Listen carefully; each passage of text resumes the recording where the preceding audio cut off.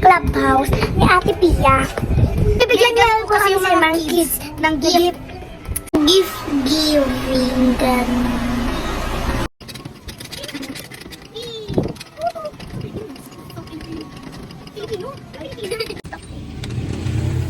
Hi guys! So, pupunta kami sa Clubhouse. Kasi maganda kami doon.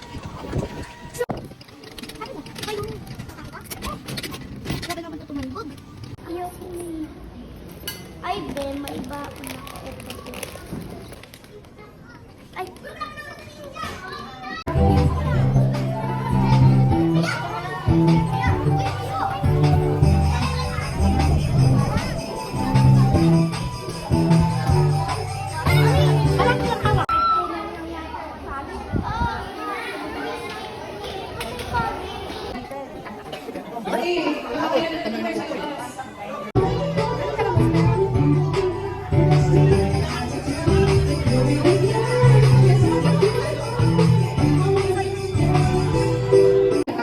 magandang panahon ngayon, nakalagin ang mga meeting na to dito sa aming Clubhouse.